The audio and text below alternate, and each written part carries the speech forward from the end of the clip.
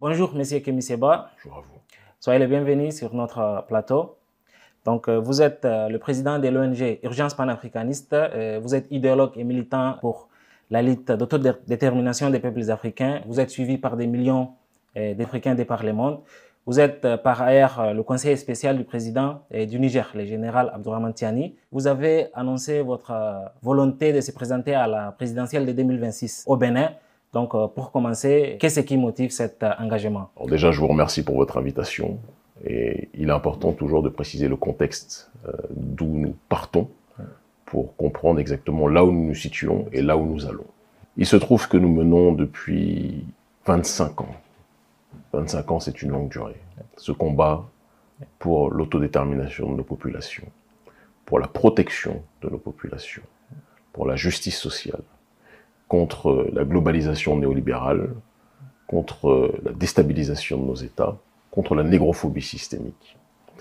Nous avons, je pense, en 25 ans, contribué à faire beaucoup bouger les lignes à un niveau métapolitique, à tel point que certains États nous considèrent comme responsables de la montée de sentiments qu'ils taxent de manière impropre, à mon sens, d'anti-français. Ce n'est pas ma démarche, mais en tout cas, nous travaillons contre le néocolonialisme sous toutes ses formes.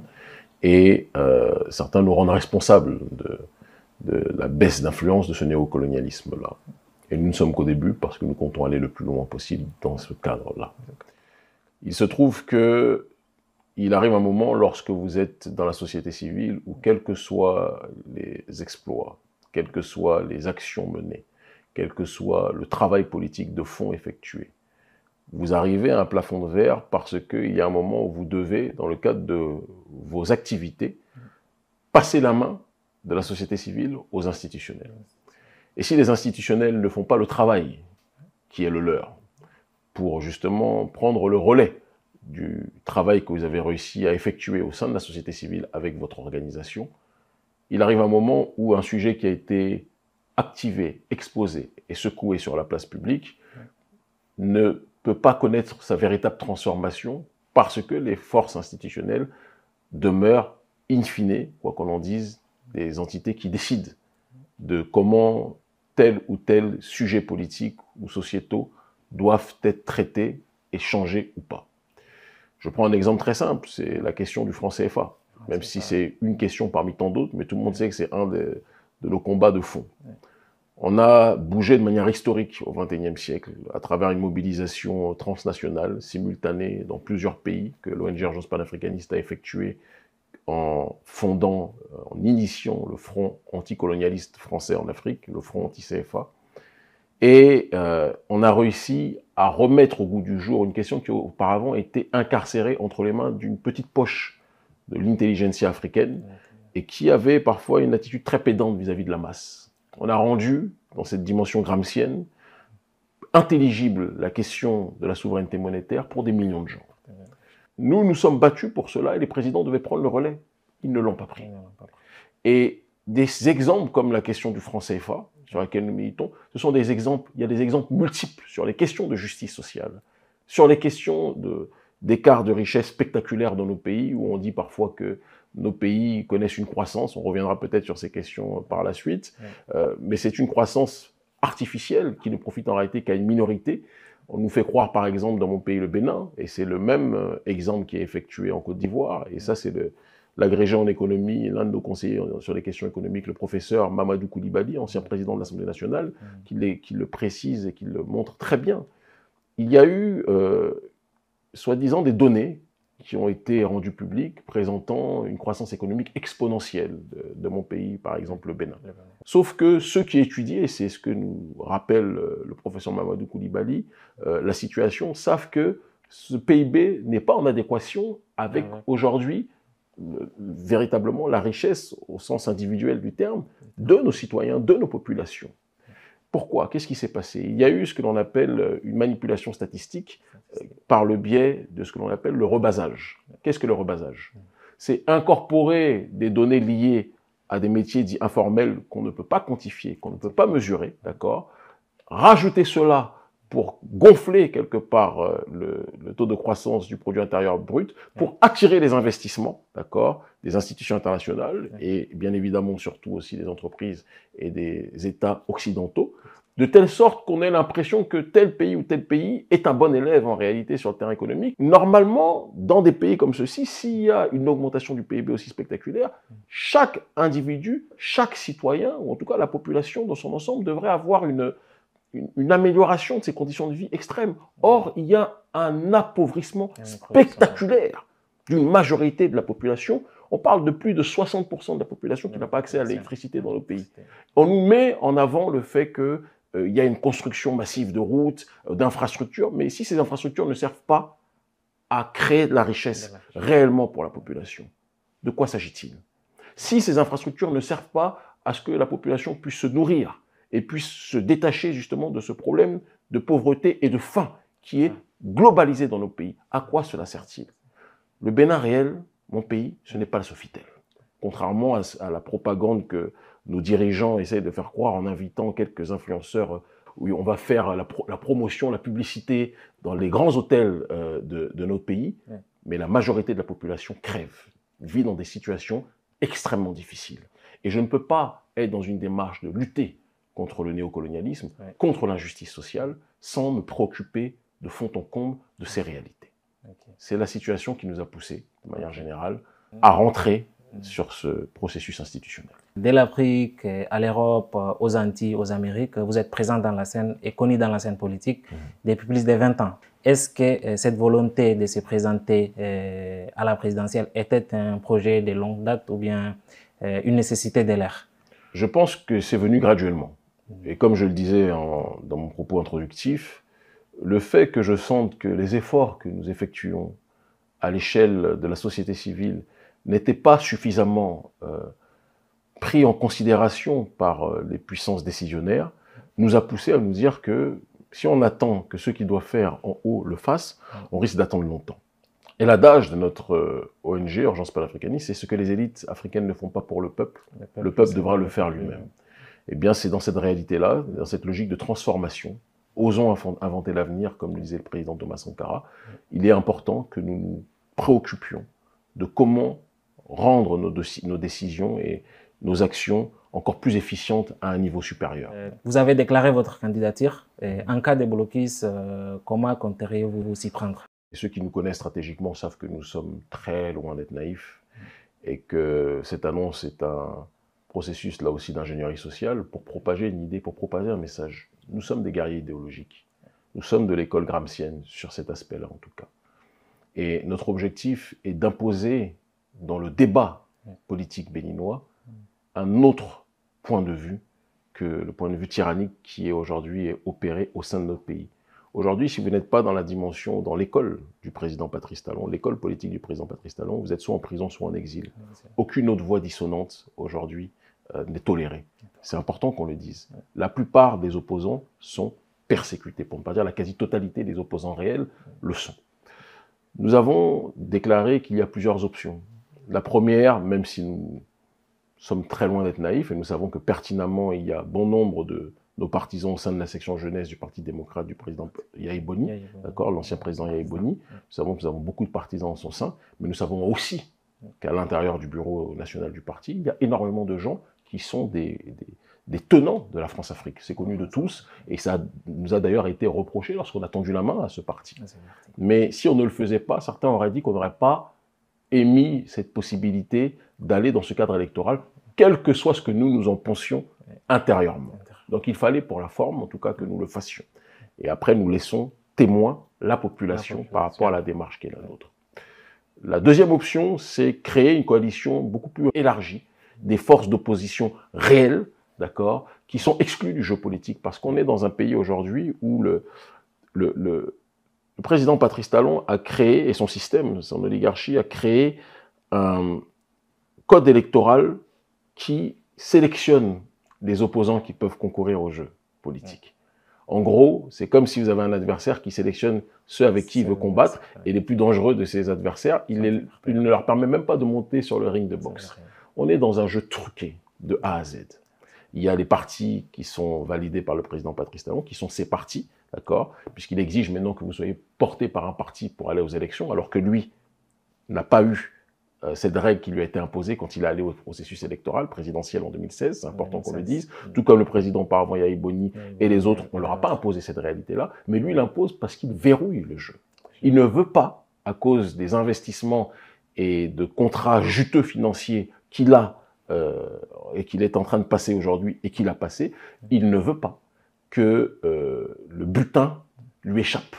Et tôt ou tard, il faudra peut-être être dans une logique de pouvoir étudier et analyser comment il a pu établir sa fortune, parce qu'on ne peut pas parler dans un pays pauvre d'une pauvreté extrême de la population sans analyser comment l'un des membres de la population a pu se faire sa fortune par décret, parce que c'est par décret qu'il est devenu milliardaire, et comment il a pu faire développer son économie en prospérant dans un pays qui est complètement appauvri. Ça, c'est quelque chose qu'on devrait être capable d'étudier tôt ou tard. Et donc, il y a cette option d'élargir la sphère de la coalition pour demander un jeu électoral inclusif, pour dire que les règles qui consistent à ce que si vous n'êtes pas porté par un des partis validés par le président, vous ne pouvez pas concourir, c'est quelque chose de caduque. Que si vous n'avez pas 28 députés qui vous donnent leur parrainage, vous ne pouvez pas vous présenter, c'est quelque chose de caduque. Sachant que les seuls qui ont minimum 28 députés, ce sont les partis du président et le parti d'opposition au sein de la classe politique béninoise, le seul parti d'opposition accepté par le président Patrice Talon, qui est le parti de l'ancien président Yahya Boni. Tous les autres partis politiques ne sont pas reconnus sur ce processus-là et on ne leur donnera pas la possibilité de se présenter. On doit changer ces règles. Parce que si on ne le fait pas, ce que je crains, ce que j'entends, pas ce que je souhaite, mais ce que je vois, c'est qu'il risque d'y avoir une contestation populaire citoyenne, non violente, mais qui risque de se déployer par vagues incessantes dans les temps à venir. Et je le sens de plus en plus fort, ce processus-là arriver.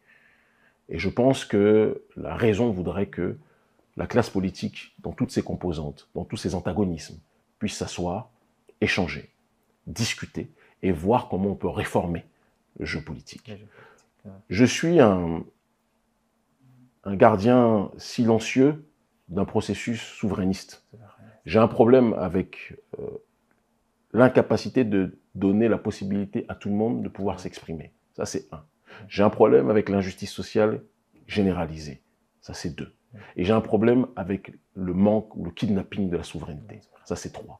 On est dans un pays aujourd'hui qui a bradé sa souveraineté, qui l'a livrée aux intérêts français. Le président qui a le plus consolidé les liens dans le cadre de la France-Afrique depuis la période des prétendus indépendants, c'est le président Patrice Talon. Je pense que c'est quelque chose qui pose problème au niveau national comme au niveau sous-régional. Et ma responsabilité en tant que panafricaniste qui signifie l'unité des diverses formes d'africanité dans le but d'obtenir une collective souveraineté, c'est de lutter contre ce qui empêche que la souveraineté puisse être véritablement établie.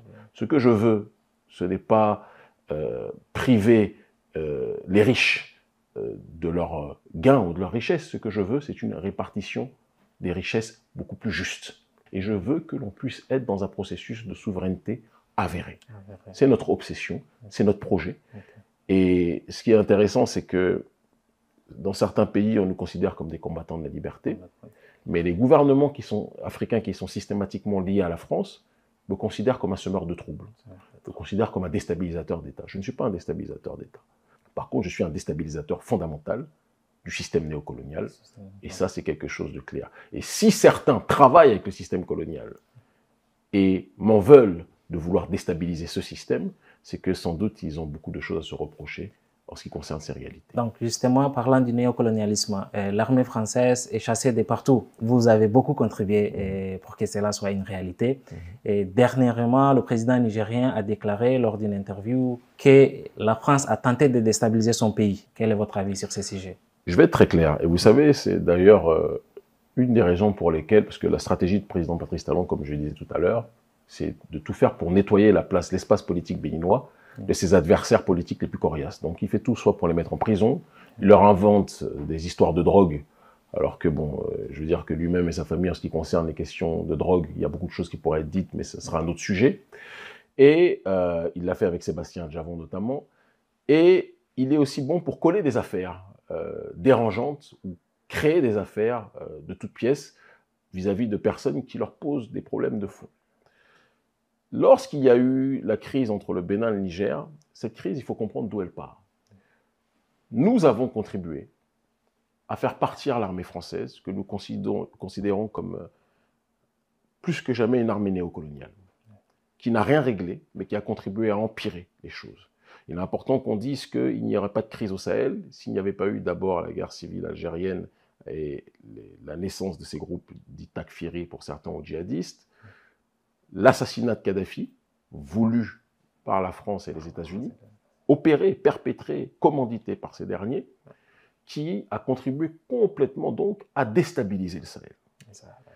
Et donc on a des présidents qui sont tellement analphabètes géopolitiquement qu'ils en arrivent à appeler la force qui a causé la déstabilisation du Sahel, et ils appellent ces derniers pour les aider à lutter contre le feu qu'ils ont eux-mêmes allumé. Est-ce que pour éteindre un feu, on appelle un pyromane? Je pense que ça ne fait pas sens pour ceux qui sont dotés de raison.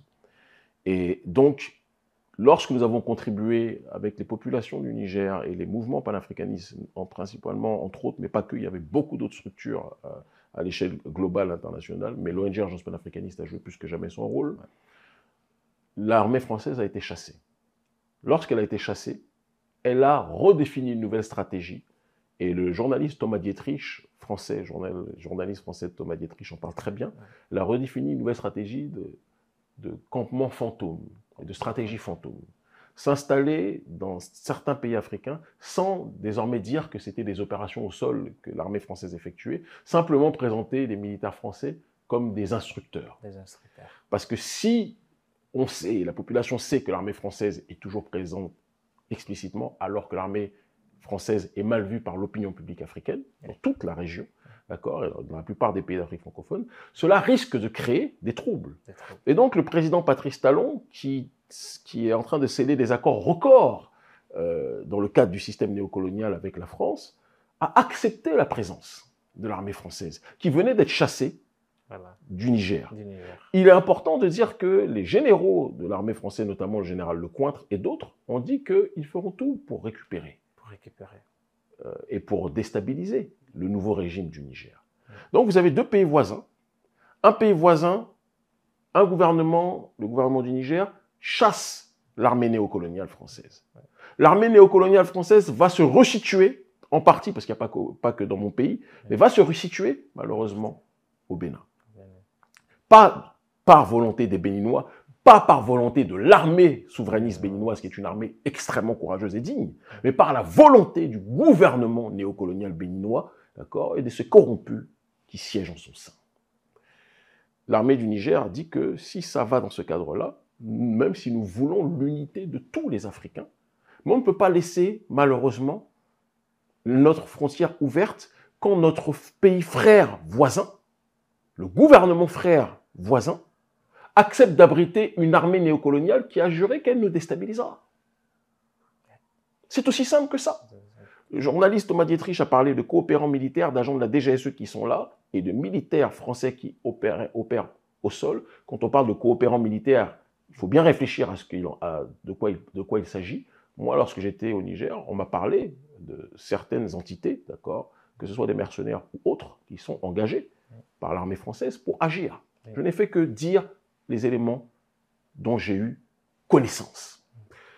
Et face à cette réalité-là, d'ailleurs, le président Patrice Talon et son gouvernement d'illusionnistes et de manipulateurs ont présenté cela comme, soi-disant, une sorte de trahison de ma part, parce que j'ai dénoncé le lien de la France avec le gouvernement béninois. Ça me fait penser un petit peu, même si j'ai très peu d'estime pour ce dernier, au maréchal Pétain, qui qualifiait général de Gaulle d'apatride, parce qu'il avait osé, le général de Gaulle, dénoncer les liens incestueux entre le maréchal Pétain et l'Allemagne nazie. Ça me fait penser, dans un autre ordre d'idée, au Shah d'Iran, pro-occidental, qui qualifiait à l'époque l'imam Khomeini, d'accord, d'apatride, parce qu'il voulait, il condamnait les liens du Shah d'Iran avec les États occidentaux. C'est exactement la même chose. Exactement. Moi, mon obsession, c'est que mon pays redevienne souverain. c'est que l'armée béninoise puisse être respectée pour ce qu'elle est, qu'elle puisse avoir les moyens de sa politique, parce qu'on a des soldats extraordinaires, parmi les meilleurs d'Afrique. Malheureusement, ils sont infantilisés. On met à leur tête les militaires français qui mènent un travail pour leurs propres intérêts, pas pour le nôtre. Vous comprenez? Et donc, je fais partie de ceux qui ont, de part et d'autre, que ce soit au Niger ou au Bénin, exprimé leur tristesse de cette situation des frontières fermées. Mais je fais aussi partie de ceux qui sont lucides sur les raisons qui font que cette frontière est malheureusement fermée. Tant que le gouvernement de mon pays décidera d'abriter des militaires français, comme l'a précisé le journaliste Thomas Dietrich, on se retrouvera dans une situation d'un imbroglio politique parce que l'armée française a dit qu'elle veut déstabiliser le gouvernement nigérien. Donc c'est une situation sur laquelle on est obligé de prendre considération, on est obligé d'en tenir compte, et la seule solution pour que cette situation change, c'est que le régime du président Patrice Talon, qui a pour obsession de plaire en toutes circonstances au gouvernement français, c'est que ce régime de Patrice Talon finisse par partir et qu'un autre régime beaucoup plus souverainiste le remplace. Okay. Donc notre obsession, je le dis et je le répète, comme je le disais tout à l'heure, c'est d'avoir une coalition élargie, d'accord, d'entités, de forces politiques en exil ou sur place sur le territoire qui se réunissent et qui mettent toute leur énergie pour forcer le président Patrice Talon à changer son fusil d'épaule sur ce terrain-là. Et s'il ne le fait pas, il risque malheureusement, et nous n'en serons pas responsables, d'avoir une réaction du peuple que les responsables politiques que nous sommes et d'autres ne pourront malheureusement pas contrôler, parce que nous, ce n'est pas notre souhait. Nous sommes non violents et nous n'avons pas pour objectif de déstabiliser quoi que ce soit. Parlant de la politique béninoise, on a constaté ces derniers temps une censure venant des autorités sur les médias. Donc, que pensez-vous de cette situation? Je pense que c'est la stricte continuité d'un processus de censure qui a été établi par le président Patrice Talon depuis son arrivée au pouvoir. Il a censuré toute opposition. Il a censuré toute voix de contestation. Il a censuré toute opinion divergente. Tant que c'était des politiciens, ça ne dérangeait pas toute la population.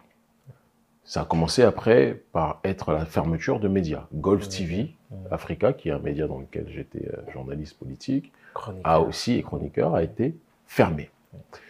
Et maintenant, on arrive à un stade où ce sont la plupart des médias qui sont les plus suivis au Bénin, parce que les gens ne regardent plus au RTB, tout le monde sait que ce sont les employés du président Patrice Talon directement. Parfois, ils passent de l'usine de coton à un journaliste en tant que tel sur la télé nationale. Il n'y a aucun média libre.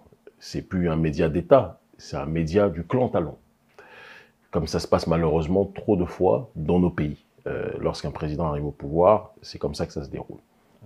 Et ils ont fermé des médias comme Madame Actu, ils ont fermé des médias comme Bénin Reporter Monde, ou des choses de ce style-là, qui sont des médias qui sont à la base regardés par l'opinion publique béninoise, qui a plus confiance dans cette diversité de points de vue relayés par ces médias. On les force à se, soi-disant, conformer au nouveau code de déontologie numérique, etc., qui sous-entend qu'ils doivent rentrer dans les petits papiers du régime et faire exactement ce que le régime veut qu'ils fassent. Et comme par hasard, on les ferme au moment où il y a un procès qui est un procès guignolesque de l'ancien meilleur ami du président Patrice Talon qui voulait se présenter et qui a été accusé opportunément de coup d'État. C'est entre eux.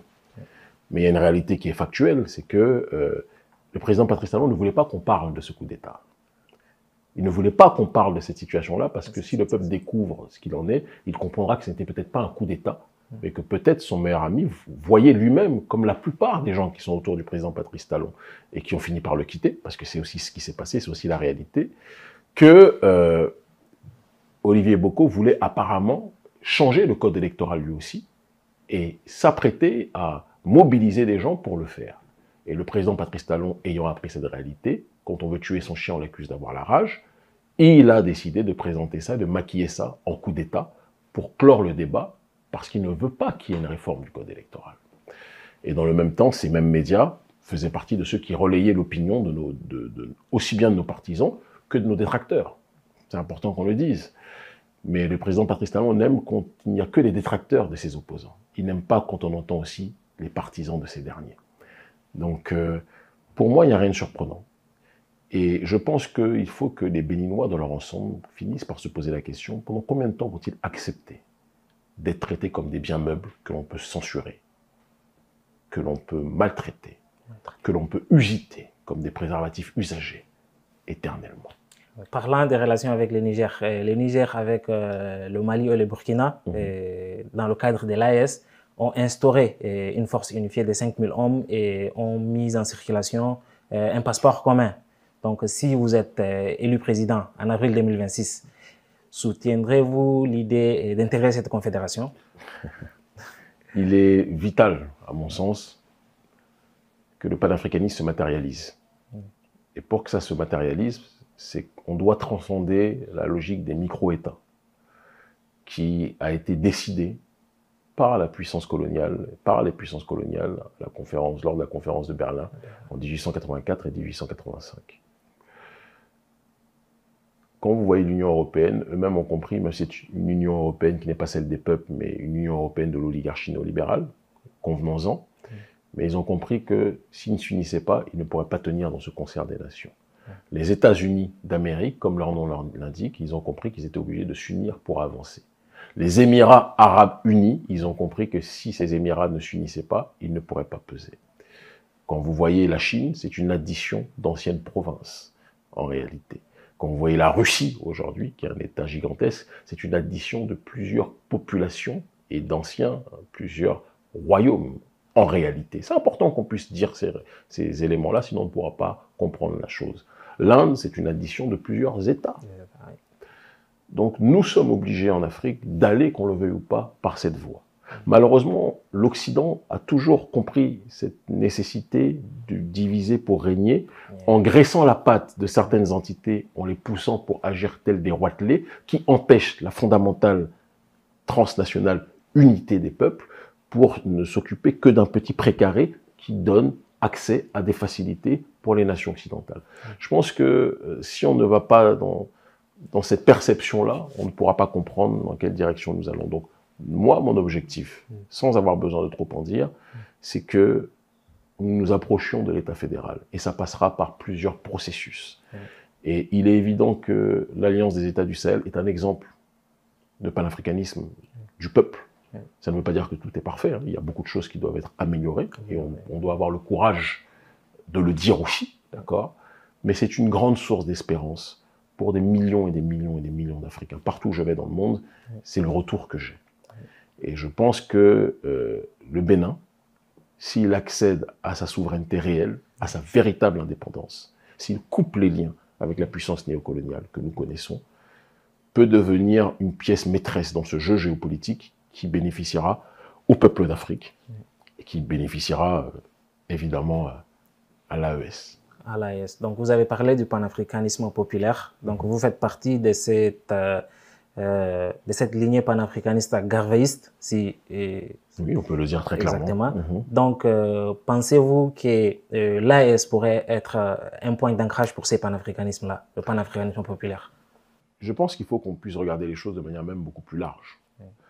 Parce que l'AES, je le dis, est un laboratoire de ce qui se doit d'être fait de manière prospective dans les prochaines années. Recouvrir sa souveraineté, prendre le temps de se reconstruire, prendre le temps de redéployer un nouveau schéma de société, d'accord, sur le terrain économique, sur le terrain sociétal, sur le terrain culturel, et sur le terrain aussi diplomatique et géopolitique, géostratégique, sur le terrain aussi de la géopolitique des minerais. Ça, c'est des ressources minières, c'est important qu'on puisse le dire. Mais tous les pays ne sont pas sahéliens. Donc, tous les pays africains ne sont pas sahéliens. Donc, il arrivera un moment où c'est l'état d'esprit de l'AES qui devra être répercuté un peu partout sur le continent. Et donc, moi, ce qui m'intéresse, c'est que l'état d'esprit de l'AES puisse être établi en Afrique centrale, en Afrique de l'Est, en Afrique de l'Ouest, en Afrique australe, dans toutes les zones, et en Afrique du Nord, si nécessaire, dans toutes les zones où l'autodétermination doit plus que jamais être reconquise. C'est l'état d'esprit qui est le nôtre. Et en ce sens-là, l'AES est un signe, est un symbole extraordinaire d'espérance. C'est dans cette logique-là que nous nous situons et c'est dans cette logique-là que nous avançons. Nous ne sommes pas en train de dire que les 54 pays du continent africain devront être membres de l'AES. Ça ne fera pas sens puisque l'AES correspond à une réalité aussi géographique. Mais l'état d'esprit que définit l'AES doit être quelque chose qui doit contaminer le continent africain et l'Union africaine dans sa globalité, qui elle-même aussi, tôt ou tard, devra être réformée. Donc, on avait parlé du panafricanisme. Ce mouvement est né ou bien, disons, grandi dans la diaspora. Tout à fait. Donc, par exemple, en Europe, actuellement, on voit la montée de la droite. Est-ce que cette situation aurait d'impact ou bien d'effet sur le combat que vous menez? On peut même dire la montée de l'extrême droite. De l'extrême droite. On peut le dire. Et une extrême droite très, très pro-israélienne, très atlantiste aussi. Même si elle a parfois aussi, c'est important qu'on le dise, des sympathies avec la Russie. Disons-le. Il y a une ambivalence sur ces questions. Nous, notre logique est très simple. Le monde, il est en train de changer. Le progressisme tel qu'il s'est déployé avec l'effondrement du mur de Berlin et la montée du néolibéralisme sur le terrain économique s'est accompagné d'un néolibéralisme sociétal qui a fini par devenir quasi hégémonique en Occident et dans les nations qui sont contrôlées par cette région. Mais on arrive aujourd'hui à la fin d'un cycle et la fin d'un temps. Le néolibéralisme a connu un tel excès et une telle apogée qu'on arrive maintenant à une séquence où c'est la réaction à ce néolibéralisme sociétal qui est en train d'apparaître dans l'opinion publique mondiale. Et cette réaction se caractérise par une sorte de montée des idées illibérales, d'accord, et d'un refus du progressisme néolibéral dérégulé que nous connaissons avec les questions, les théories du genre, ce que certains appellent la dictature des minorités, qu'elles soient sexuelles, etc., etc. C'est ce qui se passe en Occident et c'est ce qui se passe pas qu'en Occident d'ailleurs, parce que ceux qui voyagent un minimum dans le Sud global voient que, en réalité, des peuples qui sont la plupart du temps enracinés et attachés à leur identité sont beaucoup moins tolérants vis-à-vis de l'agenda de forces néolibérales sociétales comme le Parti des démocrates aux États-Unis ou des partis soi-disant de gauche sociétale en Occident. En Afrique subsaharienne, en Asie, dans le monde arabe, les gens ne sont pas très partisans de ce genre d'idées-là, qui sont considérées comme des idées profondément néocoloniales occidentales. C'est important qu'on le dise, même s'il peut y avoir un juste milieu dans la réflexion. Et je pense que les Africains qui lisent Le Monde, et c'est souvent parmi l'élite africaine cooptée par l'Occident, qui lisent Le Monde à travers les lunettes de l'Occident, à travers un progressisme néolibéral sur le terrain sociétal caricatural, qui pense qu'on est encore, il est encore à la mode de parler des questions d'intersectionnalité, entre des questions de genre sexuel, des questions d'identité ethnique et tout ce qui s'ensuit. Ces gens-là vont se réveiller brutalement s'ils ne comprennent pas que le monde auquel ils se sont accrochés, parce que le problème c'est que beaucoup d'Africains sont toujours dans une logique de copier ce qui se fait ailleurs, mais ne voient pas que ce qu'ils copient, ce qu'ils ont copié est déjà périmé et qu'on est dans un autre logiciel vis-à-vis des entités qui sont en train de copier. Nous devons rester focalisés sur nos réalités, parce que nous avons vocation à nous situer dans le monde en fonction de nos propres perspectives, en fonction de notre propre vision. Dans mon dernier ouvrage, Philosophie de la panafricanité fondamentale, je parle d'une dichotomie entre le monde moderniste et le monde traditionnel. Il y a le monde des peuples enracinés dans leur identité, considérés comme primitifs par l'oligarchie occidentale, et il y a le monde récent, le monde qui vient d'arriver, qui se croit hégémonique, mais qui est un nouveau-né, en réalité, pour les peuples premiers, qui est le monde moderne, entre guillemets, le monde occidental. Il ne s'agit pas de faire une opposition entre la modernité, qui est présente partout dans le monde, et le monde traditionnel. On peut très bien traiter de la modernité avec excellence, tout en étant enraciné dans son identité. La Chine en a un exemple extraordinaire. La Turquie, dans un autre ordre d'idée, en est aussi un exemple magnifique. Et il y a d'autres pays, la Russie ou d'autres sont dans ce cadre-là, où se mélange avec intelligence l'enracinement, la tradition avec un T majuscule, et maintenant des réalités de modernité. Mais il y a une différence entre ce juste milieu, cet équilibre-là, et la dictature de la modernité et le mépris de ce qui est traditionnel et ce qui est enracinement. Ce qui caractérise aujourd'hui, qu'on le veuille ou pas, l'Occident. Et c'est pour cela aussi qu'à la tête d'un pays comme les États-Unis, il y a aujourd'hui eu l'élection de quelqu'un comme Donald Trump, qui sonne comme la fin de la récréation de ce néolibéralisme sociétal qui avait fini par conquérir trop d'espace au sein des élites. Donc l'Afrique doit se tenir prête, parce que nous sommes aujourd'hui à un carrefour des civilisations, à un carrefour des enjeux géopolitiques. Et les peuples occidentaux, les peuples du Nord global sont en train de se braquer, de se radicaliser. Et le Sud global va devenir un réel ennemi. Il l'a toujours été en réalité, mais il va l'être plus qu'il ne l'a jamais été auparavant. Et si nous, on est dans une volonté d'être citoyen du monde, alors que eux sont citoyens de leur monde, mais n'ont pas décrété qu'on était citoyens de leur monde à eux, ça ne va pas aller. Il faut qu'on soit citoyen de nos mondes et qu'on fasse en sorte que nos mondes puissent compter. C'est la réalité dans laquelle nous sommes. Quand on a un Donald Trump qui dit America First, il faut que les Africains soient capables de dire l'Afrique d'abord, d'accord? Et que notre peuple soit notre peuple priorisé. Nos peuples soient priorisés, où qu'ils soient installés. Ça doit être nos réalités. Vous avez dit que l'Occident est en train de se braquer. Est-ce que cela n'est pas une opportunité pour les Africains? Une opportunité historique, c'est exactement ce que je dis. C'est une opportunité historique pour nous de comprendre que si ceux dont on mendie l'amitié ont décidé plus que jamais de nous tenir à l'écart de leur réalité, c'est une occasion pour nous, suivant l'adage qui dit de l'exclusion d'un homme par l'autre naît la volonté pour l'homme exclu, de se constituer sa propre puissance. C'est dans cette logique-là et cette orientation idéologique et politique que nous nous situons. Donc, prenons cette séquence historique comme une chance, en nous rappelant que l'Africain n'a pas d'amis. Le seul messie de l'Afrique, c'est l'Africain et l'Africaine eux-mêmes. D'accord. Question d'actualité. Dernièrement, on suit l'évolution de la crise dans l'est de la République démocratique du Congo. Donc, le groupe rebelle M23, soutenu par le Rwanda, selon plusieurs sources, dont les Nations Unies, donc, mène une offensive sanglante dans l'est de la RDC. Que pensez-vous de ces sujets? Quelle issue possible pour ces On est face à un processus néocolonial, encore une fois, qui s'appuie sur le pillage de nos ressources et qui s'appuie aussi sur une géopolitique des ethnies et des tribus dans ces sous-régions-là. Le colon a appris à étudier parfois nos peuples mieux que nos peuples se sont étudiés eux-mêmes. C'est une réalité. Il a étudié les antagonismes qui existaient entre certaines entités. Il a joué des douleurs de part et d'autre pour avancer son propre agenda. On a aujourd'hui Paul Kagame qui a été érigé par les néolibéraux en symbole d'un panafricanisme. On n'était pas au courant, parce que le panafricanisme, normalement, c'est l'unité des diverses formes d'africanité, et pas génocider une partie de ces mêmes africanités. Mais Paul Kagame est soutenu par les États-Unis, soutenu par les nations occidentales, il faut qu'on ait le courage de le dire, et c'est pour ça qu'il se sent depuis le départ si libre de faire ce qu'il veut et d'agir comme un shérif, comme il le fait depuis tant d'années, en réalité, dans la sous-région. Et pas simplement comme un shérif, mais comme un pilleur, un déstabilisateur et un génocidaire. Ce qui est un drame quand on sait ce que le digne peuple Tutsi a connu en termes de génocide. Et ce qui se passe au Kivu est sponsorisé par les multinationales occidentales.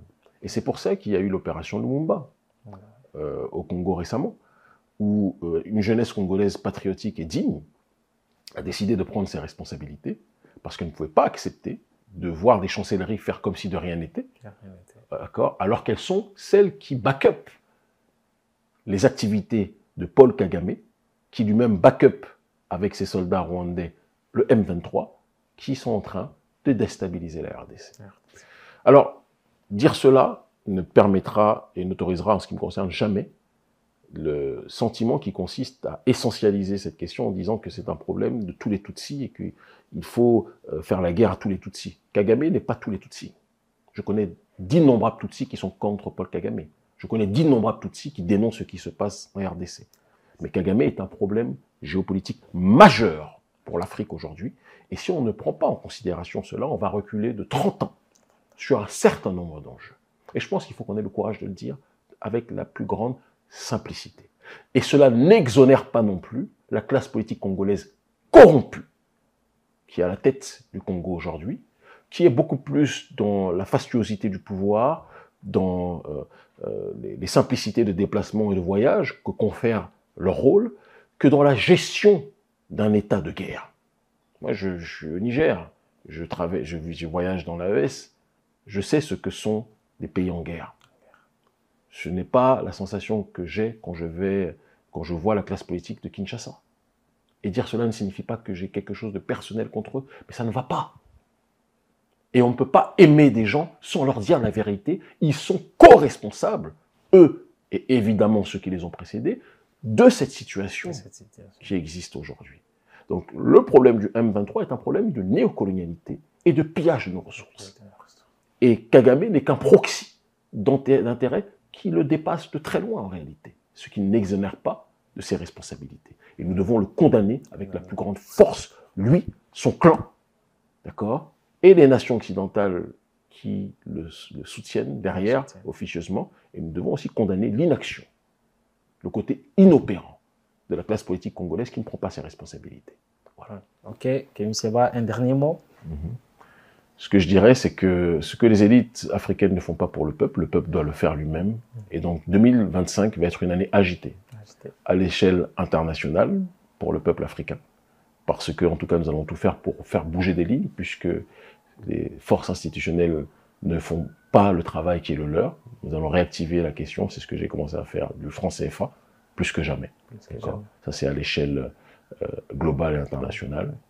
Et sur le terrain maintenant beaucoup plus local, en ce qui concerne le Bénin, le président Patrice Talon me considère comme un semeur de troubles. Moi, je me considère comme quelqu'un qui veut rétablir le jeu démocratique. Et je veux que chaque voix béninoise puisse s'exprimer, puisse être entendue, puisse être respectée, et que la justice sociale puisse devenir une réalité. Et je lance un appel aussi à une partie minime de la diaspora qui se laisse avoir par les manipulations du président Patrice Talon et de son clan, qui ont décidé d'engager via des agences d'influenceurs des gens pour valoriser ce que eux font. Ne vous laissez pas blaguer par la faciosité. Thomas Sankara disait « Mieux vaut l'eau potable pour tous que le champagne pour quelques-uns ». Faites attention à ce que l'on vous montre dans le micro-Cotonou, parce que le Bénin, ce n'est pas que ça. Notre peuple souffre. Notre peuple souffre réellement. Les mères de famille souffrent réellement. Les pères de famille souffrent réellement. Il y a une gabegie financière d'une minorité de la population d'élite qui se gave pendant qu'une grande partie de la population crève. Et on doit avoir le courage de le dire. Sans ça, on n'ira nulle part. Le Bénin réel, c'est pas l'hôtel Sofitel. Okay. Je rappelle que vous êtes le président de l'ONG Urgence panafricaniste, vous êtes activiste influent, suivi par des millions des Africains à travers le monde, et vous êtes par ailleurs conseiller du président du Niger, le général Abdourahmane Tchani, bien que vous intervenez en tant qu'activiste panafricaniste et homme politique béninois. Merci d'avoir répondu présent à notre appel. Merci à vous, merci infiniment.